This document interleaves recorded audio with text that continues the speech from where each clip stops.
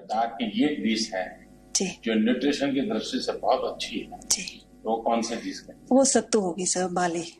अच्छा, वही सत्तू जो बिहार वाला है या? जी, ये थोड़ा अलग है सर। ये जौ का आटा है, सत्तू है जी। कैसे बनाते हैं? जौ को रोस्ट करके उसका पाउडर फॉर्म जी, उसको पीसते हैं सब। फिर हम जब लद्दाख जाएं तो हमको सत्तू खाना जी। और एक पावा डिश बनता है सर, वो सब 4 ग्रेन्स को मिला के मिक्स्ड ग्रेन पॉरेज जैसा डिश है सर। जी जी। भारत के और भी वैरायटीज का स्टडी करती है क्या? जी सर, अभी करने लगी हूँ सर। पहले इतना नहीं पता था। अभी अलग अलग जगहों पे जब जाने से पता चलता है कि वहाँ का ट्रेडिशनल खाना क्या होता है, कैसे होता है। देखिए, आपका काम इसलिए बड़ा महत्वपूर्ण है क्योंकि लेह लद्दाख टूरिज्म के लिए बहुत बड़ा आकर्षण का केंद्र बन सकता है। जी सर। और टूरिज्म में जैसे हैंडीक्राफ्ट का महत्व है वैसे वहाँ के लोकल फूड का भी महत्व है। जी। अगर टूरिज्म के साथ इनको जोड़ा जाए जी सर, बहुत बड़ा अवसर पैदा हो सकता है। मेरी बधाई है आपको। धन्यवाद सर, थैंक यू। आरिफा को सर, मैं आरिफा कश्मीर से बिलोंग करती हूँ, श्रीनगर बेस्ड हूँ। तो मैंने 2011 में पीजी किया है craft management and entrepreneur leadership programme. तो उसमें अपने क्राफ्ट को जानने का अवसर मिला कश्मीर में कि हमारा क्राफ्ट की ये जो इमेज है वो कैसे डिग्रेड हो गई और हमारा जो इंटरनेशनल लेवल पे बहुत अच्छा चलता था तो उसको क्या प्रॉब्लम्स हो गई जिसकी वजह से हमारा रेशियो 98% से 2% पे पहुंच गया। तो उसके बाद आर्टिजन्स क्यों छोड़ रहे हैं क्राफ्ट्स को, तो वो सब जानने का मौका मिला। और फिर कश्मीरी लोगों के लिए प्यार भी था, तो उस प्यार की वजह से फिर मैंने एक क्राफ्ट से, क्योंकि हमारा सेंटर से एक प्रोजेक्ट आया था revival of crafts of Kashmir, languaging crafts of Kashmir. तो हमने भी देखा कि 25 क्राफ्ट से बहुत सारे ऐसे क्राफ्ट थे जो लैंग्वेजिंग है। तो उसमें से फिर मैंने नमदा रिवाइवल किया जिसमें मैंने 5 आर्टिजन से स्टार्ट करके उनको एक तो वेजेस पे फोकस था और दूसरा आर्टिजन्स मोटिवेट होके फिर से आ जाए इस क्राफ्ट में, और तीसरा ये कि इंटरनेशनल लेवल पे जो इसकी इमेज खराब हो गई है उसको कैसे वापस बिल्ड करें। तो जापान में जैसे पूरा बैन था, तो फिर मैंने रिवाइवल ऑफ नमदा प्रोजेक्ट लिया जो 5 आर्टिजन से स्टार्ट करके फिर 15 आर्टिजन उसमें जुड़ गए, लेडीज 7 और 8 मैन थे, क्योंकि बेस हमारा यहाँ जेंट्स बनाते हैं, वो बहुत हैक्टिक वर्क है। तो उसके बाद एम्ब्रॉयडरी लेडीज करती है। तो फिर बाद में रिवाइवल ऑफ पश्मीना स्पिनिंग, जो हैंड स्पिनिंग होती थी, अभी पश्मीना स्पिनिंग मशीन लगता है, तो उसमें 28 लेडीज जुड़ गई।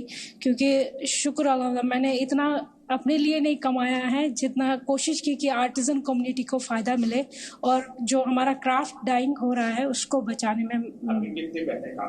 अभी 28 लेडीज़ हमारी पश्मीना स्पिनिंग के साथ जुड़ी हुई है और 25 लेडीज़ जो है एम्ब्रॉयडरी के साथ जुड़ी हुई है, और नमदा रिवाइवल में 15, तो लगभग 75 के करीब मतलब है।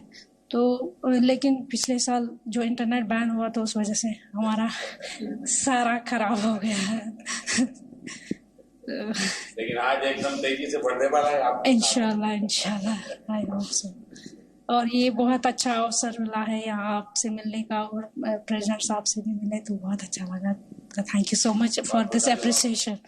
ये बहुत बड़ी बात है हमें यहाँ इस मंच पे बुलाया, क्योंकि हम ग्रास रूट लेवल एंटरप्रेन्योर्स को अप्रिसिएशन मिलना बहुत मुश्किल होता है। यहाँ तो सब वो रसूख वसूख चलता है। आपका वीडियो देखा और आपने बहुत अच्छा मैसेज दिया है। ये जॉब बनाते हुए टाइम खराब मत करो, आप लोग स्वयं जॉब देने वाले बन जाए। Thank you so much. नमस्ते सर, मैं तो तेलुगु में बात करूंगी किंतु आपसे हिंदी में बात करने का कोशिश करूंगी सर।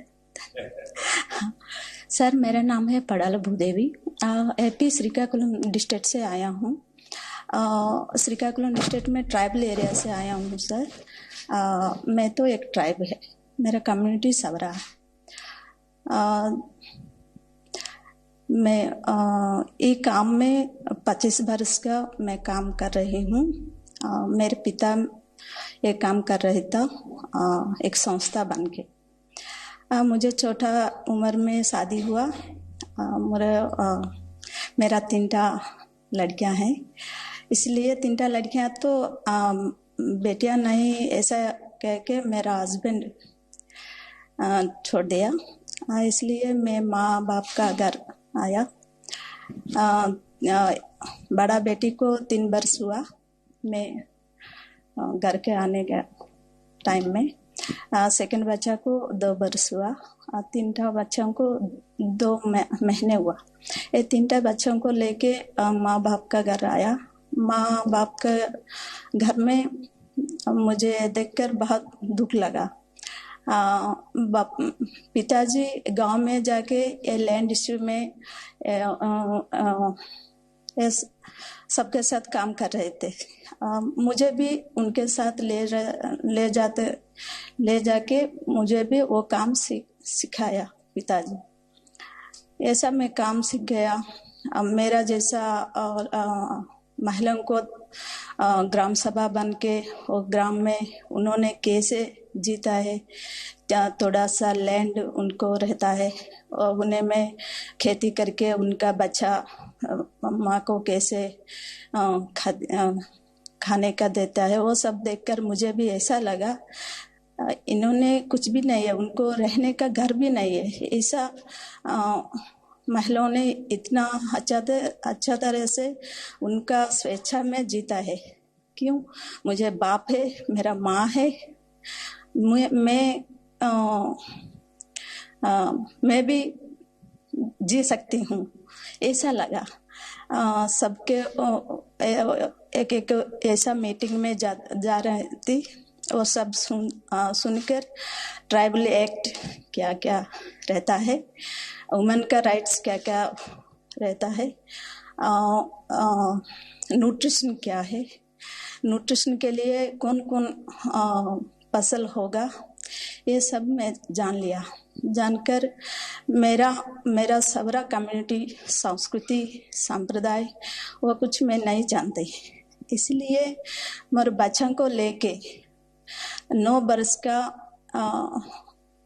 पहाड़ों में मैं चला जाके मेरा लोगों साथ में रहकर वो ग्राम सभा, वो डाको जंगबेर भाषा में कहती है, सवरा भाषा में डाको जंगबेर ग्राम सभा में बड़ा लोग जैसे निर्णय लेता है, वो गांव में कैसा इम्प्लीमेंटेशन होता है, वो सब मैं देखकर 1/70 एक्ट कितना पावरफुल है, वो हमारा बड़ा लोग जो लेते हैं ना निर्णय, इतना बड़ा